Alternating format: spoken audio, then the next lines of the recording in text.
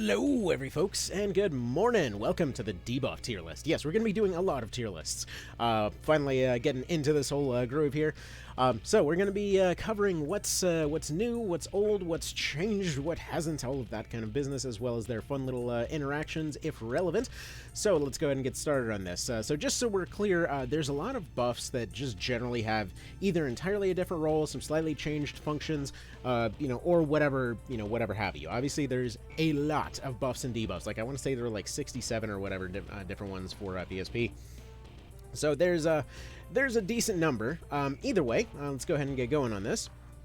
So, like, for example, right off the get-go, we have one of the ones that was merged right here in the form of Addle, which basically, you had both your HP down, your MP down, and Curse that ended up getting merged into one skill this time around. So, for example, Curse on the other end would fall into the difficult category because it's something that's, frankly, no one's really going to be carrying around a cure for, and at the same time, it's something that's relatively low priority for Ease to get rid of. For those that didn't know, Ease will basically typically prefer certain debuffs, and it seems to still prefer those same debuffs.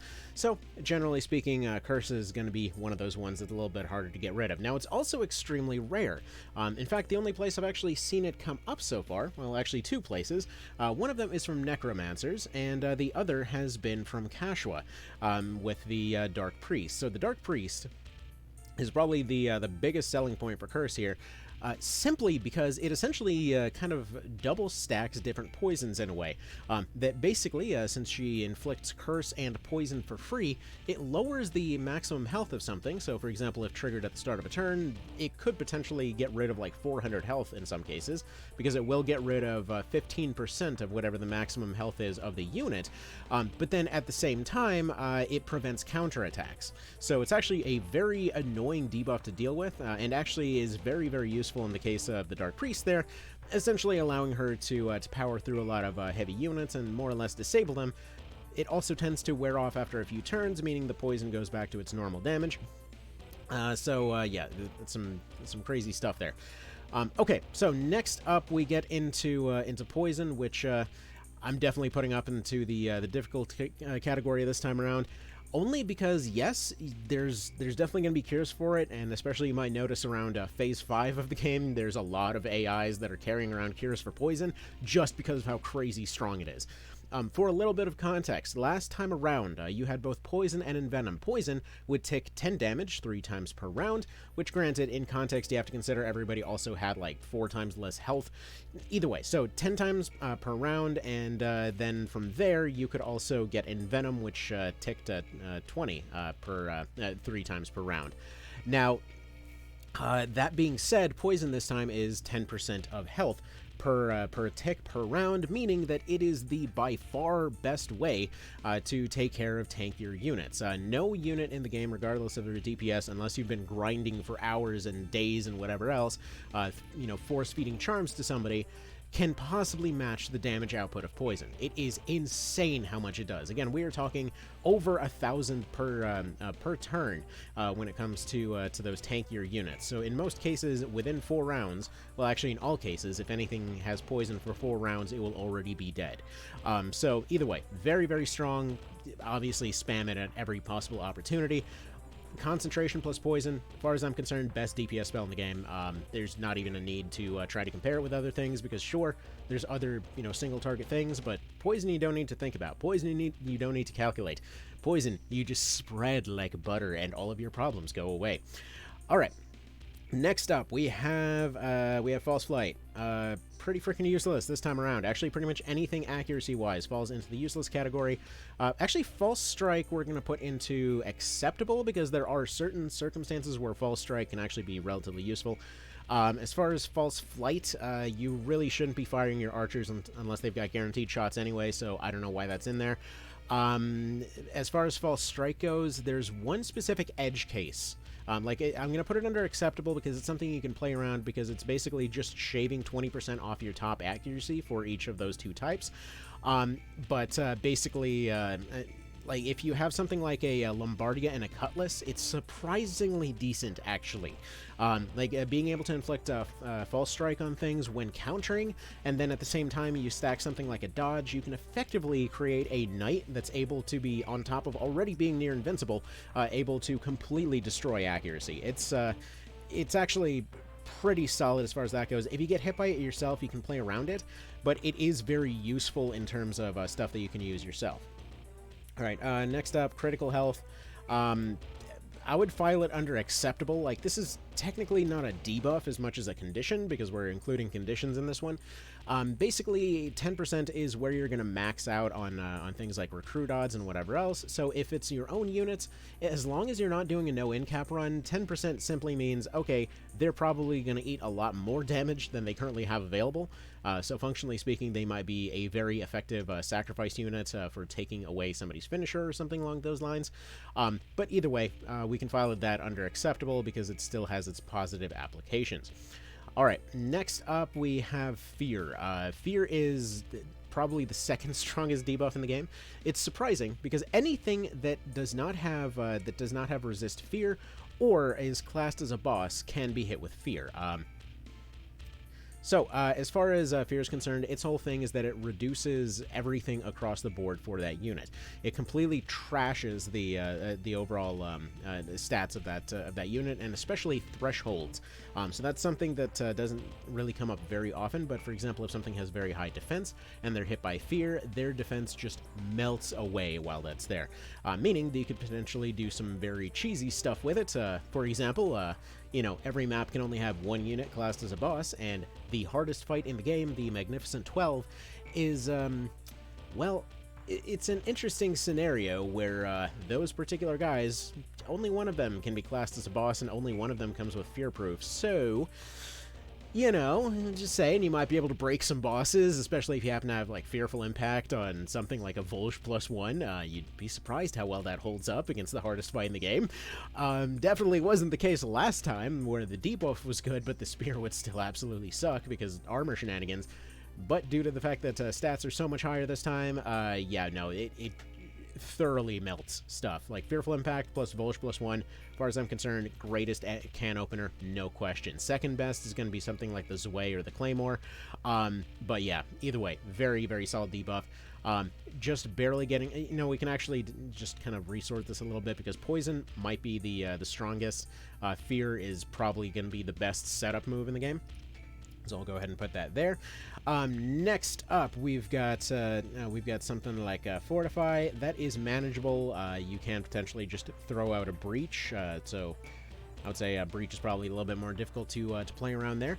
But Fortify essentially will shave off roughly 15% of incoming damage, whereas Breach will multiply any incoming damage by about another 15%.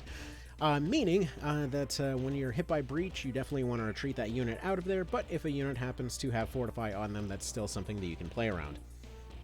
Alright, next up, we're just going to put into acceptable territory. Healcraft is pretty rare, but it is pretty useful on your own end, being able to boost up your healers for quite a decent bit.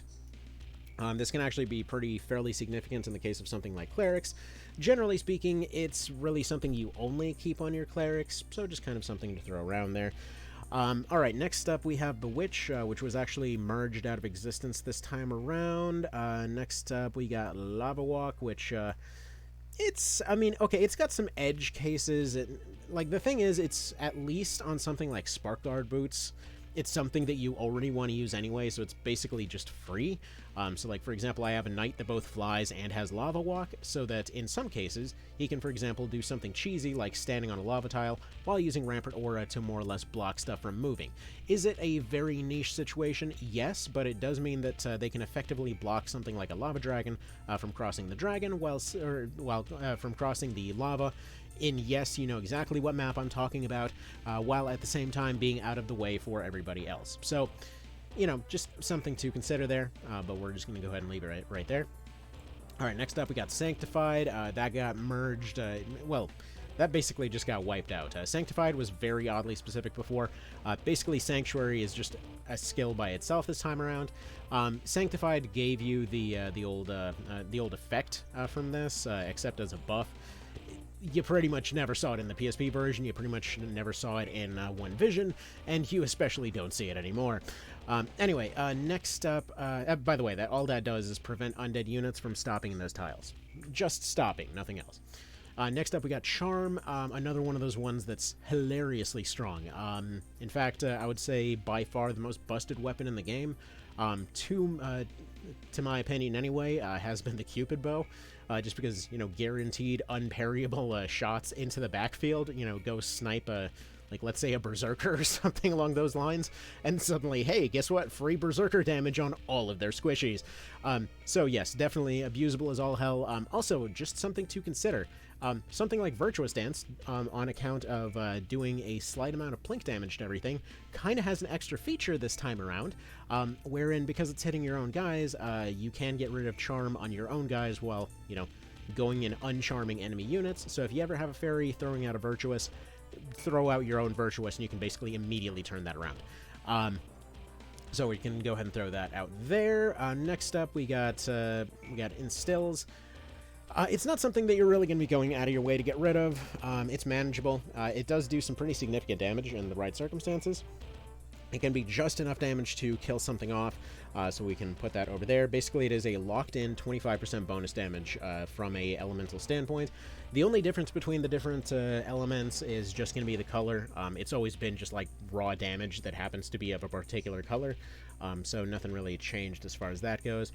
Next up, Resist. Not really something to worry about too much. It is, I want to say it's like 25-something% resistance against a particular element.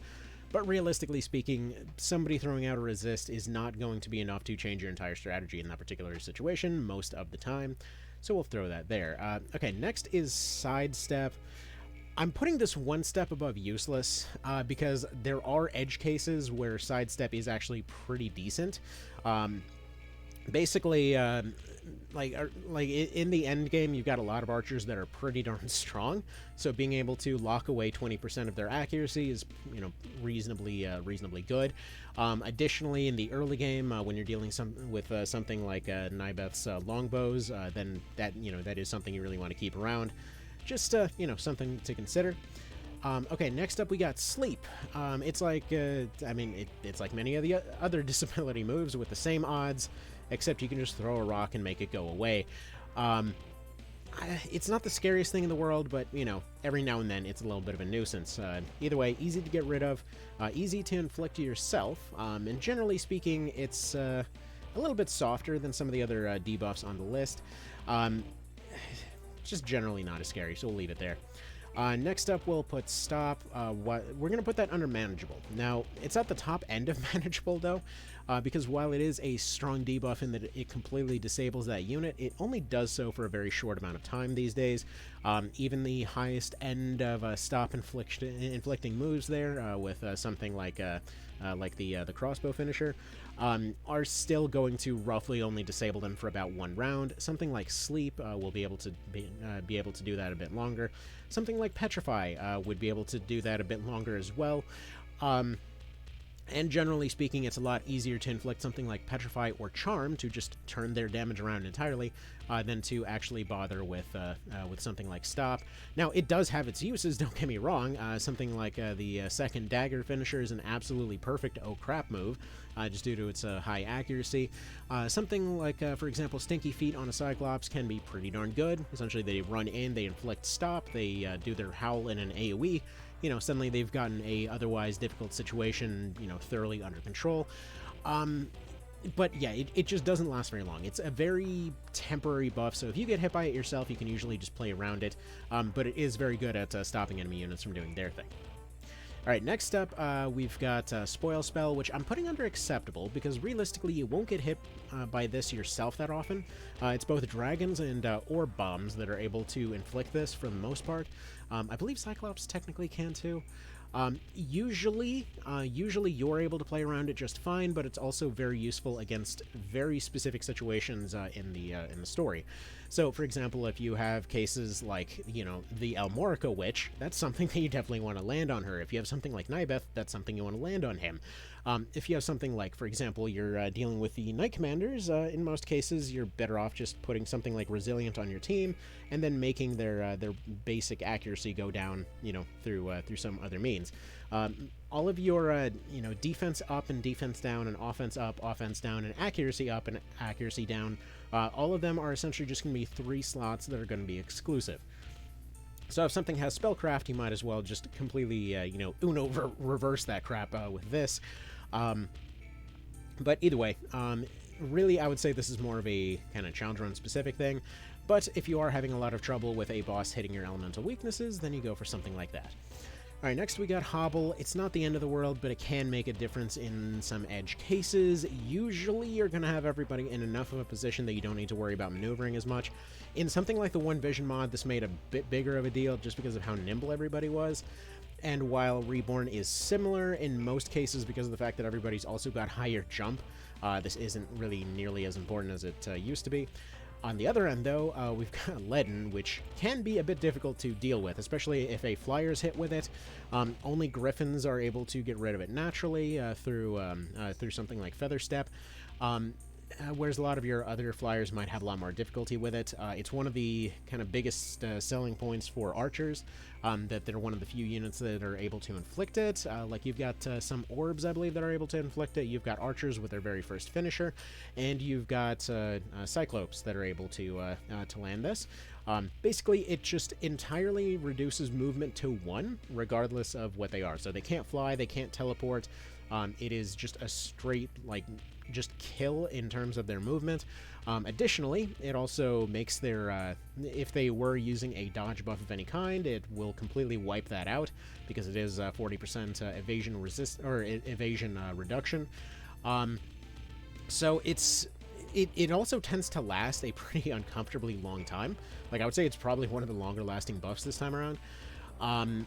So yeah, it was way more prevalent in the PSP version and in One Vision. This time around, it's pretty rare, so it's pretty noticeable when suddenly your Flyer doesn't have the ability to fly anymore. Definitely way more noticeable in the end game, and this does actually have some interesting synergies where, for example, if you don't want to deal with something, you know, like a Phoenix, you inflict Leaden on them, and then you shield bash them off a cliff, and there you go, you've just done 4,000 damage with a shield. So, you know, just something to consider. Flyers can't fly back up if, you know, their wings don't work. Alright, next up we got Degeneration. I don't have the actual icon for it just because I had the old icons sitting around. So Degeneration is Tardy's finisher debuff thing. Basically reduces level by 10. So that's roughly equivalent to about 10 stat points across the board. Sorry, 20 stat points across the board. I mean, it's manageable. Realistically, only one enemy has it. You just retreat that unit until they're good to go, and you know, you're back into the game from there. It's a little bit scary at first, but realistically, it's not the end of the world. All right, next up we have Evade. This can be fairly difficult to deal with, which we're actually going to include Negate in there as well. So Negate actually got a different icon in Reborn. It has this same shield, but with a little magic staff there. Basically, each of these will allow for a certain amount of... Alright, next up, we're just going to go ahead and put this over here. Basically, your HP and MP downs both got worked into Curse, instead of being 3 different versions of Curse, so that was a bit of a thing. Spoil Heal is realistically something that's just never going to come up. It's like 30 or 40 off of healing. You are having so many other problems if 30 or 40 healing is what's potentially giving you an issue there. Alright, next up, Incapacitation. We'll just file that under Acceptable unless you're doing a no-incap run. Regeneration, or Renewal, rather. Very potentially difficult to play around. Now, here's the thing. The AI almost never gets it, but you may accidentally end up inflicting Regeneration onto an enemy unit. Like, if you're using something like Escalating Sonnet, it'll give Renewal to everything nearby. Now, the scary thing is, if there happens to be an enemy, like, say, Griffin or something like that that you missed, that happens to be within that bubble, you're not killing that. That is going to just be up in your face for quite a while. You can put poison on it, but that won't change anything. Literally, Dispel is what you either Dispel or you just let that thing have, like, double its health. Because that thing's going to be regenerating 300 plus per round. Or per tick. So it's basically reverse poison, so there's that. Which actually, we can definitely put Poison Bringer up there in terms of difficult to work around. Because, yeah, free guaranteed poison on hit. Accuracy is pretty much always 100% unless you do something about it. So we'll just leave that there. Next, we got Shackle and Bind. Those got merged. Next, we got what is it? Misstep. Definitely file that under useless. Same thing for Stagger. Basically, they're only there to counter Sidestep and True Strike this time around. You're never going to be using these. We're just going to leave them over there. Accuracy is, I mean, anything below 100% is fairly unlikely for anything other than debuff casters. Extremely heavy weather will universally reduce accuracy by about 20%. Dodge and sidestep will increase specific accuracies by 20%, or specific dodge odds against those things by that percentage. And then you can also use accuracy reduction moves on your enemy units there as well. Which actually, did I put those on there? I forget if I did. Well, you have False Strike over here, yeah, and then you have False Flight over here. So, technically speaking, you know, you can increase your evasion to about 60% under the right circumstances, but the weather does not work indoors. So, realistically, it's kind of a challenge run only territory kind of situation. Next up, we got Quicken, which we're going to put under Manageable. It doesn't last very long. It makes one unit act a little bit faster. And it's good for throwing your own units into a different turn order, which can situationally allow you to counter more effectively. Next, we got Silence Bringer, which is, I would say, under Manageable. The AI will almost never target the right units with Silence Bringer. And your own units, honestly, a Balder +1 with Envenom is just, or, yeah, just with Envenom there, is going to do a lot more for you. But either way, if you need a guaranteed thing like that, it's right there. Technically speaking, Engulf with a Balder +1 and something like Eagle Eye or Tremendous Shot is going to be a far better way to land this than this right here, because basically there's a secondary silencing effect on that bow there. So, would definitely say Silence also just falls into manageable territory. You don't run into it that often, and typically casters can do more stuff this time around. You should really keep some backup plans on them anyway. Like, you know, if for example they're hit with Silence, you could always just regenerate MP that round or go buff somebody, you know, something along those lines. Alright, Spell Strike is very, very strong this time around. Instead of just boosting accuracy, which it still does, it also bottoms out the accuracy of spells. So, for example, 30% chance to poison unless somebody is immune to it. It doesn't sound like much, but realistically, 2 out of those 5 tiles are going to get hit in most cases, and that is already going to be just doing some insane numbers for you. So, either way, very worth having there. As I go and I make the window fly all over the place again. I really need to stop doing that.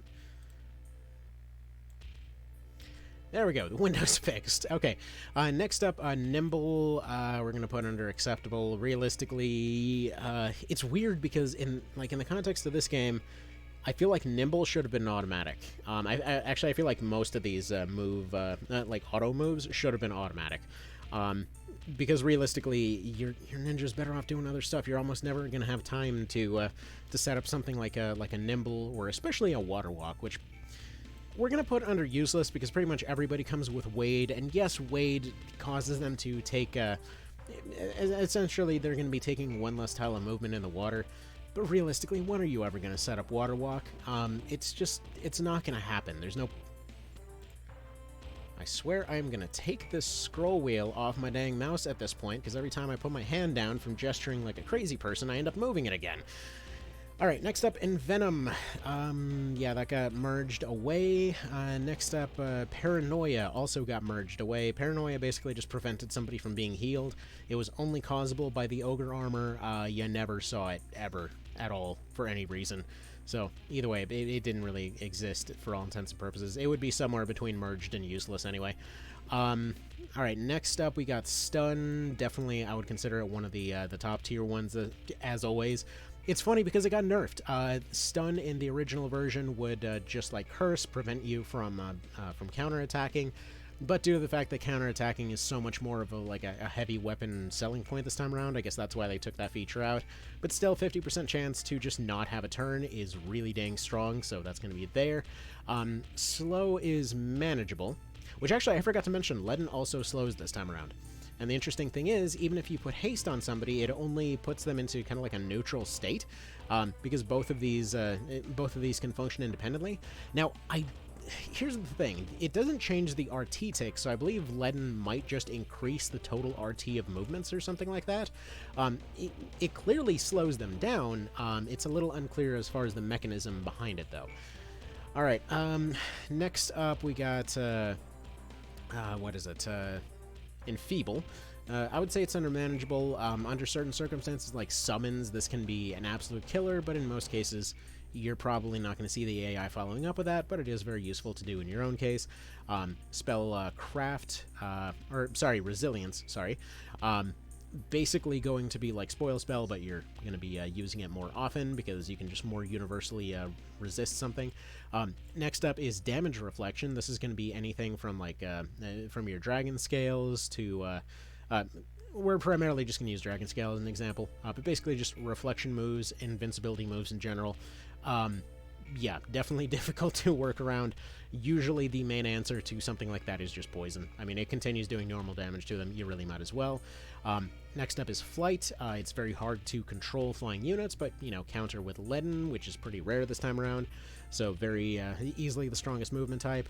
Which Blink Walk is going to be right under that, basically just the ability to warp, so it's like Flight, except with half as much vertical range and is also still subject to Rampart Aura, but it can technically go through walls in some very specific circumstances. So either way, would definitely file that under manageable. Not very many enemies will teleport, but that's just going to be over there. Next up is Hover, which is... okay. It's not entirely useless, so we're going to put it on the very top end of useless. Realistically speaking, I personally like to say that it's just a fun way to establish dominance, because they're going to stand taller than everybody else, and it's going to give them one extra tile of movement. Now, the whole thing of it not triggering traps and also allowing them to... either way, so as far as Hover goes, it gives you one extra tile of vertical movement, but realistically speaking, it's harder in most cases to get a hold of Hover than it is to get Warp or Flight this time around, especially passively. It's like this time around, there's not really a whole lot. Like, there's not even edge cases to really consider using it for. It's really just for the sake of a meme, so we can go ahead and file that under there. Next up is Battering Ram. Got merged out of existence. Basically, it was Siege, but temporary from the Ice Magic Tree. Very oddly specific before, but either way, you know, it's just kind of over there. Granted, it was in this weird thing before where it made Siege practically useless because you could just buy scrolls from this from the store and use them to give somebody Siege temporarily. So there was like pretty much never a reason to use Siege. That's why One Vision gave it a strengthen buff as well. But either way, so it was like better Siege because it also didn't take away your movement. So there's that. Next up is Zombification, which is, I would say, sometime... actually, we're going to put it under manageable. Maybe the top end of manageable. Basically, they'll come back, but they'll only come back at half health, and realistically speaking, you have so many ways to exercise that it's not as much of a problem. It just causes them to potentially be a pain in the neck sometimes. Stilled is... we're just going to put that under acceptable. It's just them on a death timer until they come back. Either way. Next up is going to be Weaken. This will effectively neuter a lot of the bosses in the game. Just, again, reduction of 15% outgoing damage, but at the same time, this typically will shave off a lot more than 15% of their actual total number, just because of the kind of different ways that kind of defenses go in waves, so to speak. So like even something like Spoil Spell, for an example, Nibith was doing about 180s, and then this was shaved down to about 100 when it was used on him. So even though it's 15%, it's at the start of the calculation, so it kind of has a cascade effect down the formula. Next up is Dodge. We're going to put that under manageable, but there are a lot of edge cases where this is just potentially very handy.